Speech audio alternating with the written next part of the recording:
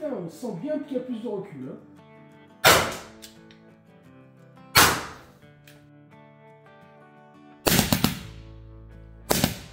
Là, il déconne. Bienvenue les amis sur la meilleure chaîne, je m'appelle Paul Lefebvre et aujourd'hui je vous présente le LTL Bravo en calibre 50. Installez-vous confortablement, prenez un Kinder Bueno et suivez-moi pour cette vidéo en mode défense du domicile. Alors dans cette vidéo qu'un bon nombre d'entre vous m'ont réclamé, on va enfin tester ce LTL Bravo. Bravo ça fait partie du nom, hein. C'est pas un adjectif qualificatif, hein. Je l'ai pas encore essayé. Je vous dirai après si je dis bravo ou pas. Désolé, celle-ci était trop tentante, il fallait que je la fasse. Mais bon, de toute façon, tant que j'aurai pas plus de dons, je continuerai mes blagues à 2 balles. Donc, si vous voulez que ça s'arrête, il faut payer. Et paf, encore une. C'est le festival. Ici, nous sommes en présence de la nouvelle version du LTL Bravo. L'ancienne souffrait de beaucoup de critiques, mais il semble que cette nouvelle version aurait meilleure presse. Maintenant, vous me connaissez, je suis un grand adepte du comparatif. Je trouve qu'un essai tout seul, c'est pas super parlant. On va alors comparer ce LTL au TP50, qui est un produit totalement concurrent de chez Umarex. Enfin, je devrais plutôt dire que c'est le LTL Bravo qui est un produit concurrent du TP50, car c'est un petit peu Umarex qui, à la base, a lancé le principe du lanceur de billes en caoutchouc de ce genre. Il a lancé le lanceur. Donc nous avons d'un côté le LTL Bravo qui est fabriqué par Kimar et de l'autre côté le TP50 d'Umarex. Et a priori le LTL va être sur des performances supérieures de ce qu'on a pu voir jusqu'à présent avec un calibre 50. Puisque le LTL a la réputation d'être le plus puissant de tous les calibres 50. De son côté le TP50 annonce une puissance améliorée par rapport aux premières versions appelées HDP 50. Et à la fin de la vidéo on regardera quand même ce qu'ils ont pu donner par rapport au fameux HDR68 qui est pour moi, pour l'instant, la référence en lanceur de billes de matos de points. Au niveau précision et puissance, aujourd'hui, j'ai rien trouvé de mieux.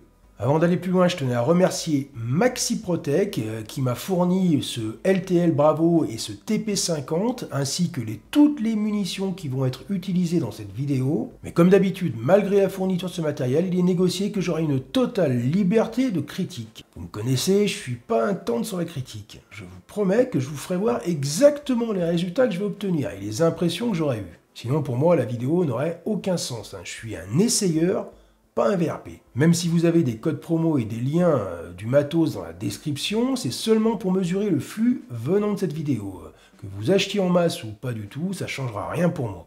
Je ne touche aucune commission, donc je vous dirai clairement et sans détour ce que je pense du matériel testé. Alors ne vous attendez pas à voir une vidéo sans critique. Déjà, je peux vous dire un truc, le TP50, il part avec un certain handicap. Car j'avais fait ressortir pas mal de points négatifs dans une vidéo sur son prédécesseur, le HDP 50. Et au premier coup d'œil, j'ai l'impression qu'il n'y a pas eu beaucoup d'évolution. Sinon, je sais pas si vous avez déjà entendu parler de la société Maxiprotec, peut-être par un autre youtubeur. Bon, je sais pas, j'ai pas souvenir moi. Donc Maxiprotec propose tout ce qui est matériel de défense, vous avez des bombes lacrymo, des alarmes en auto ou à barillet, tout ce qui est air comprimé en break barrel, CO2 et même PCP, mais aussi du matériel d'épaule à cartouche en calibre 22 Lanrif, 17 HMR et 44 Magnum, ainsi qu'une certaine quantité de références en poudre noire. Et au niveau des tarifs, on est plutôt pas mal. Alors n'hésitez pas à aller faire un tour sur le site, j'ai mis tous les liens dans la description.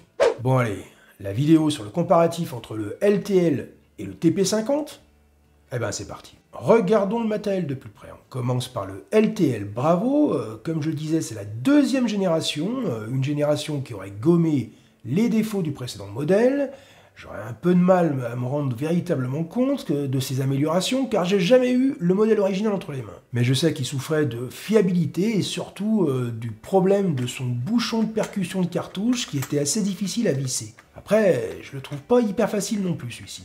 Disons qu'il faut prendre un petit coup de main, parce qu'il est équipé d'un crabotage entre le bouchon et la poignée de serrage. En fait, pour expliquer simplement, il y a une empreinte de vis sur le bouchon métallique et une clé de serrage sur la poignée. Et il faut tirer la poignée en arrière pour que la clé s'emboîte dans la vis. Mais pour que l'affaire soit plus rigolote, il y a un ressort entre la clé et la vis qui pousse dans le sens contraire de l'emboîtement. Donc lorsque vous commencez à visser le bouchon de percussion de la cartouche dans le LTL, vous appuyez un petit peu dessus pour le faire. Alors que normalement, il faut tirer pour emboîter la clé et la vis. Et c'est pour ça que la procédure est un petit peu délicate, voici ce qu'il faut faire. Il faut visser les premiers tours tant bien que mal, et on a tendance à tourner un petit peu dans le vide, sachant que le ressort empêche d'emboîter la vis dans la clé. Et une fois que le pas de vis a pris sur 2 tours, on peut tirer la poignée en arrière et finir de visser correctement. Ensuite, chose importante, il faut bien positionner le talon du bouchon avec la plus grosse partie vers l'arrière, pour que le talon puisse bien s'emboîter dans la crosse. On peut bouger le talon dans tous les sens, par contre, mais il ne faut pas trop le tirer en arrière, sinon il se crabote. Par contre, Humarex pour le TP50 a été beaucoup moins poétique et artistique. Sur le TP50, il suffit seulement de visser. Oui, c'est triste comme la mort, il n'y a aucune complexité. Comparé au LTL, vous avez presque un jeu de société pour son vissage. Ah oui, vous pouvez passer de longues soirées d'hiver entre amis à vous chronométrer pour voir celui qui est le plus habile d'entre vous. Avec le TP50, c'est pas drôle, il n'y a aucun truc, il suffit de visser. Non mais je suis un petit peu vache avec le LTL, c'est pas si difficile que ça. Je pense qu'en fait, Kimar a utilisé cette technique pour avoir un système beaucoup plus esthétique. Parce que pour ça, il n'y a rien à dire. Le système de percussion rapide est largement plus beau sur le LTL Bravo que sur le TP50. D'ailleurs, pour l'esthétique, Kimar a pulvérisé Humarex. Comme on l'a vu, il y a déjà la poignée de percussion, on dirait un vrai chargeur sur le LTL, mais il y a aussi la texture du grip. Rien à voir avec le TP50, sur le LTL on dirait un grip d'un vrai pétard. Ensuite on a toute la partie haute qu'on pourrait appeler culasse si on se laissait une certaine liberté linguistique. Eh ben c'est tout en zamac. Mais d'ailleurs sur le LTL, même les parties plastiques sont super jolies. Et au niveau des détentes, encore une fois, c'est bien mieux fini sur le LTL. Non, il n'y a pas à tergiverser, il n'y a pas de comparaison possible entre l'esthétique du TP50 et du LTL. Et si on veut passer outre le côté esthétique et qu'on s'arrête uniquement sur l'aspect technique, eh ben là encore une fois, le LTL devance le TP50. On a le canon en alu sur le LTL alors qu'il est en plastique sur le TP50. On a un vrai bon rail Picatinny à 5 tenons sur le LTL et un pseudo rail Picatinny seulement à 2 tenons sur le TP50. Il y a aussi le bouton de purge de la cartouche CO2 qui est en métal sur le LTL et toujours en plastique pour le TP50, alors qu'il s'agit d'une pièce assez sollicitée, c'est plus logique qu'elle soit en métal. Bien entendu, tous les deux sont calibre 50 et tous les deux ont une capacité de 6 billes. Et puis un autre truc, le poids. Alors, perso, j'ai jamais été un grand adepte des matos super lourds. J'ai jamais été du style waouh, c'est super lourd, c'est classe, ça doit être cher. Mais je sais que beaucoup d'entre vous sont très sensibles au poids. Ça leur donne une sensation de qualité, une sensation de réalisme. Et bien là, vous serez comblé avec le LTL, puisqu'il affiche un poids à vide de 1 kg 115 g, contre seulement 639 g pour le TP50. Le LTL n'est pas loin de faire 2 fois le poids du TP50. Moi je fais un petit peu figure d'exception, mais je sais que beaucoup d'entre vous aiment bien avoir du matos un petit peu lourd. Après, c'est pas valable pour tout, j'en connais pas beaucoup qui diraient devant leurs amis pour frimer et t'as vu ma femme? Elle fait 2 fois le poids de la tienne. Ça, je sais pas si on va le laisser. Tu devais me prévenir à chaque fois que je dépassais les limites. On avait dit pas les gros. Ensuite, on a de la fibre optique pour les deux, même si cette fois-ci, j'ai tendance à préférer celle du TP50. En vert, elle est plus agréable, je trouve, plus visible. Ah oui, par contre, j'aurais une petite remarque sur le LTL, il y a un autocollant avec un tag sur le dessus. Et il y a aussi le numéro de série qui est répété sur cet autocollant. En plus, comme vous pouvez le constater, il a été posé par quelqu'un qui avait un compas dans l'œil. Oui, parce que là, on est d'accord, il faut carrément avoir l'œil pour remarquer qu'il n'a pas été collé tout à fait droit. Vous allez me dire, je chipote, on s'en tamponne de l'autoc, tu le vires et puis voilà. Eh ben non, avant de le virer, il faudrait quand même vérifier que ce soit pas une condition pour la garantie. Si c'est une condition pour la garantie, l'autoc de Traviol, vous partez pour 2 ans avec.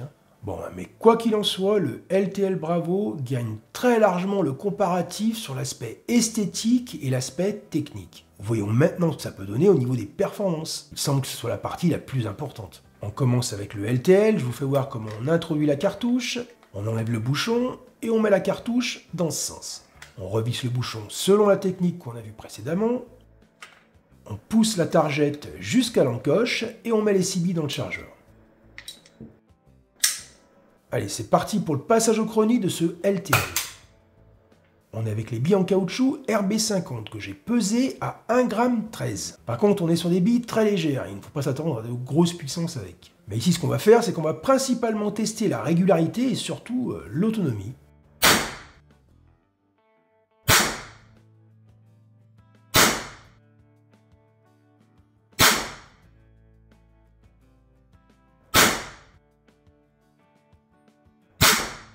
Eh ben, la régularité est impressionnante, hein. Les 3 dernières billes sont sorties exactement à la même vitesse. Bon, par contre, il fallait que je vous parle d'un petit souci sur le LTL. Regardez un petit peu ça.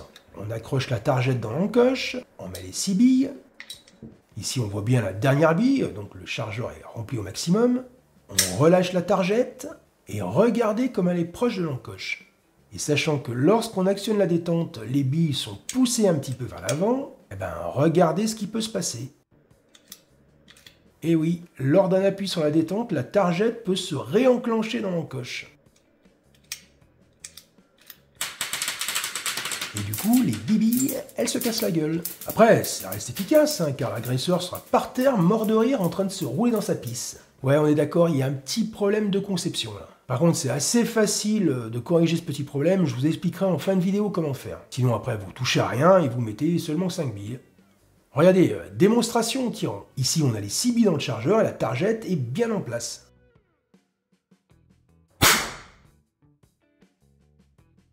Et regardez, elle s'est enclenchée toute seule dans l'encoche.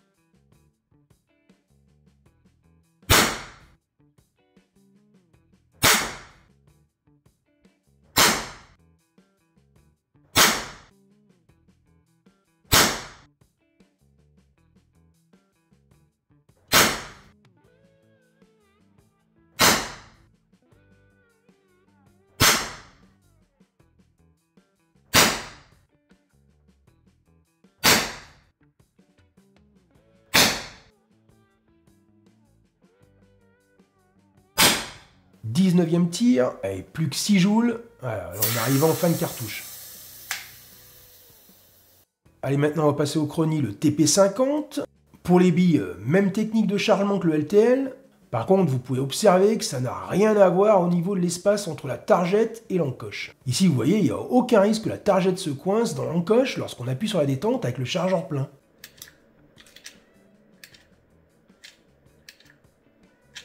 Pour la cartouche CO2, c'est pareil, elle s'introduit avec le goulot vers le haut.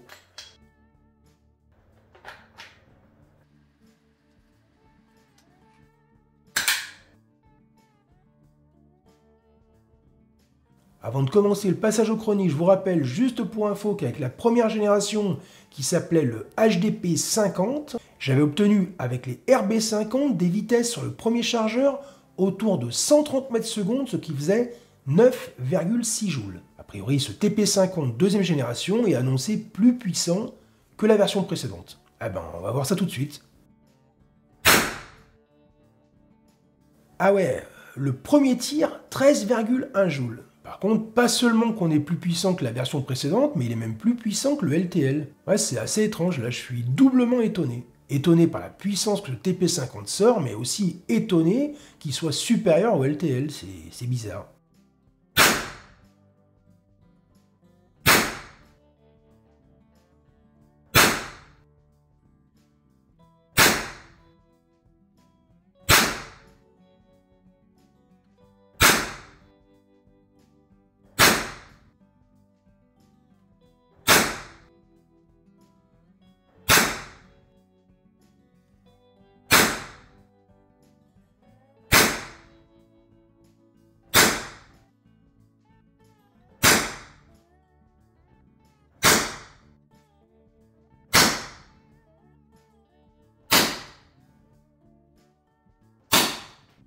Bon voilà, fin de cartouche. Allez, on récapitule pour ce comparatif de puissance et autonomie. On commence par le LTL Bravo, il a réussi à enchaîner 14 tirs sans quasi jamais descendre en dessous de 10 joules. Et au niveau de la régularité, il n'y a rien à dire, hein, c'est impressionnant. Entre le deuxième tir et le 14e, il y a eu une variation de seulement 3% sur les vitesses. Maintenant, voyons le TP50. Ouais, c'est dingue, hein, autour de 2 joules de plus que le LTL. Alors que j'aurais plutôt pensé le contraire. Pour l'autonomie, forcément, elle est moins importante, sachant qu'il est plus puissant, mais au niveau de la régularité, c'est un petit peu du même acabit que le LTL. Elle est très bonne, du deuxième tir au 12e tir, il n'y a pas eu plus de 4% d'écart sur les vitesses. Et puis une chose importante, le rendement est meilleur sur le TP50 que sur le LTL. Puisque si on regarde les puissances cumulées entre les deux, le TP50 a réussi à sortir 203 joules avant de descendre à 6 joules, contre seulement 184 joules pour le LTL. Ouais, c'est clair, le TP50 est mieux conçu, son mécanisme a un meilleur rendement.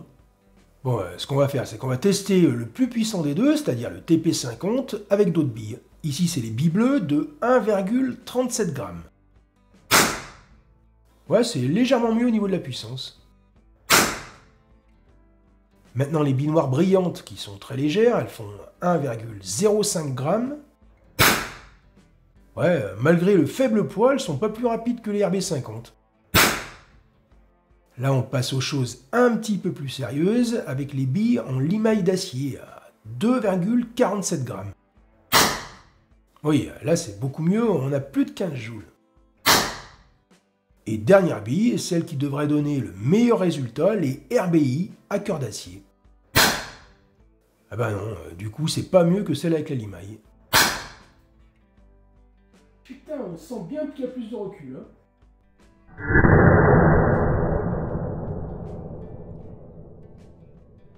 Allez, on enchaîne avec la pénétration dans le placo. Ici, on est avec le TP50 et les cœurs d'acier.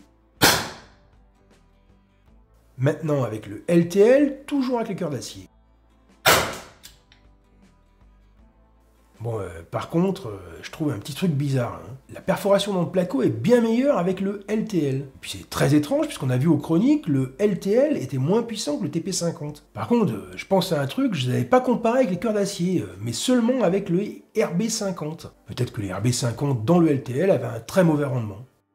Alors pour en avoir le cœur net, ce qu'on va faire, c'est qu'on va comparer le LTL et le TP50 avec les RB50 sur la perforation des cartons. On commence par le TP50, donc avec les RB50.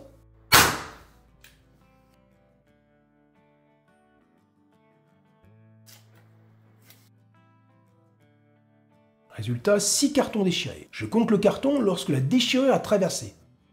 On enchaîne avec le LTL, toujours avec les RB50.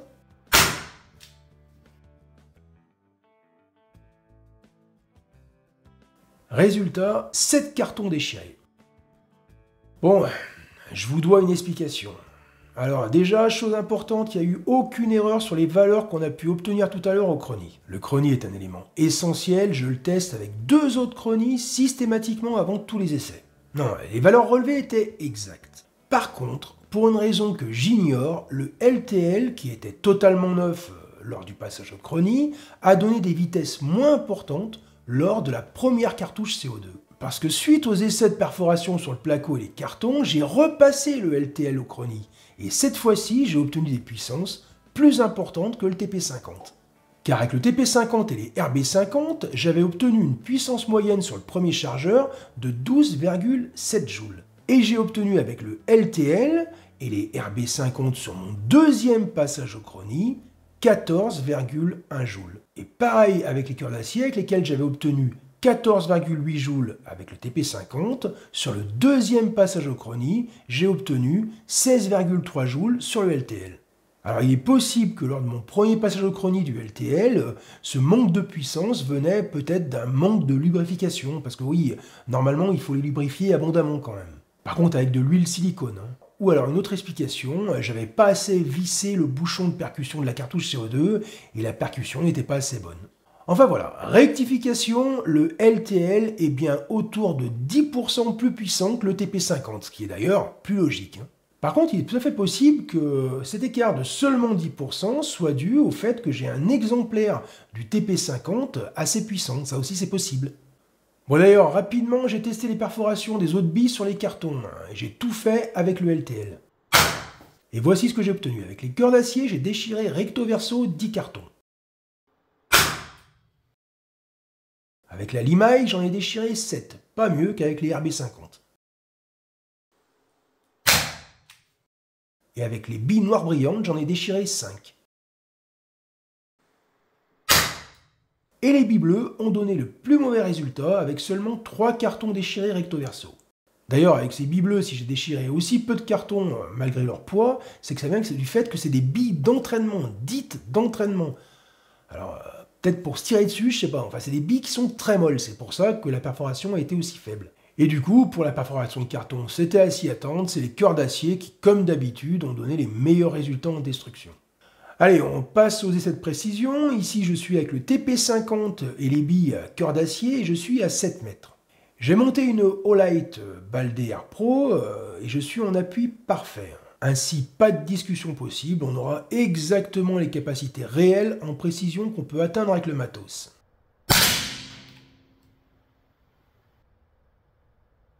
Bien entendu, pour la Baldé Air Pro, vous trouverez les liens dans la description et toujours avec mon code promo de 10%.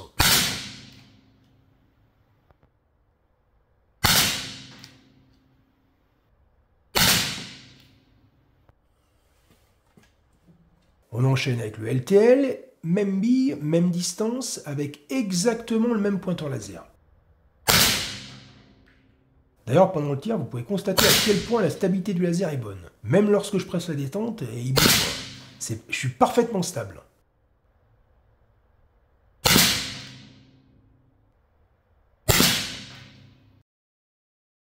On retourne sur le TP50, mais cette fois-ci avec les billes en limaille d'acier.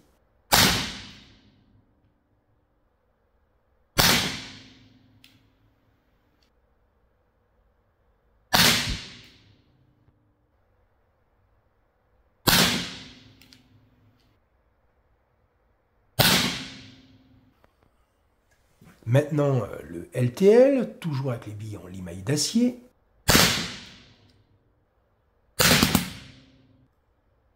Oui, là ça fait un drôle de bruit. Ah, il déconne.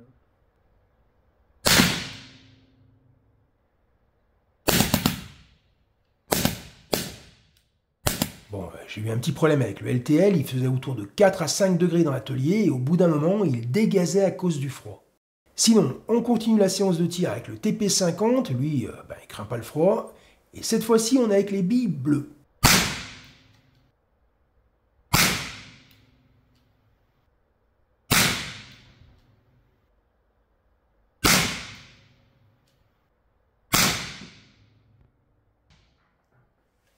Et dernier carton, toujours avec le TP50 bien sûr, mais les billes noires brillantes.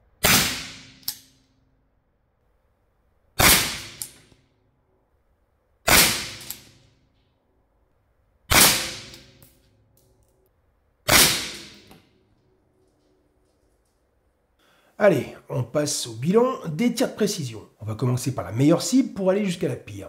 Déjà, il n'y a pas photo, le LTL est plus précis que le TP50. Bon, le laser n'était pas réglé à la perfection, mais on obtient avec les cœurs d'acier une surface de 18 cm², ce qui commence à être plutôt pas mal comme précision. Par contre, c'est toujours les cœurs d'acier qui atteignent les meilleurs résultats. Je crois que j'ai toujours eu ce cas, quel que soit le matos que j'ai testé. Mais attention, les cœurs d'acier, ce qu'il faut savoir, c'est qu'elles ne sont pas réutilisables.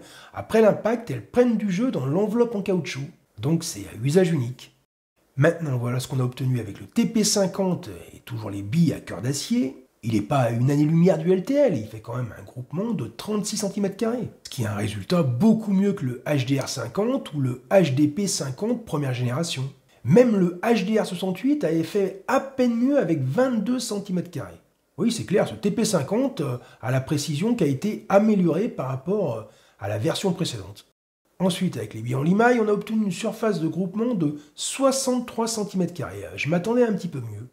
Et juste derrière arrivent les billes noires et on a fait 64 cm², ce qui est vraiment pas dégueulasse du tout vu qu'elles sont hyper légères. D'ailleurs, ce résultat rend ces billes assez intéressantes car elles sont pas chères et facilement réutilisables et en plus, la précision n'est pas dégueulasse. Et puis souvenez-vous, au niveau perforation, c'était pas mal.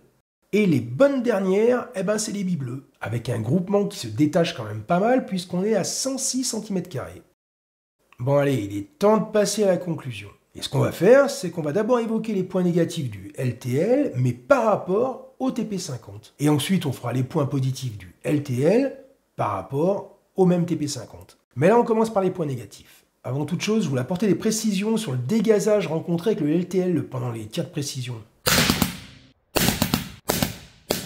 Oui, le LTL a moins bien supporté les basses températures de 4-5 degrés que je lui ai fait subir. Mais ce qu'il faut savoir quand même, c'est qu'avant ce dégazage, il a beaucoup tiré. J'ai dû passer au moins 10 cartouches avec chacun d'entre eux. Oui, parce qu'il a fallu que je les teste un petit peu au départ et en plus que je règle les deux lasers. Donc les mécanismes internes commençaient à pas mal geler à l'intérieur. Et en plus, le LTL est plus puissant, donc du coup, il est défavorisé par rapport au froid. Mais bon, Quoi qu'il en soit, le LTL a bugué et le TP50 n'a pas bougé une oreille malgré le froid. Et sinon, un autre point négatif sur le LTL, son problème de chargeur.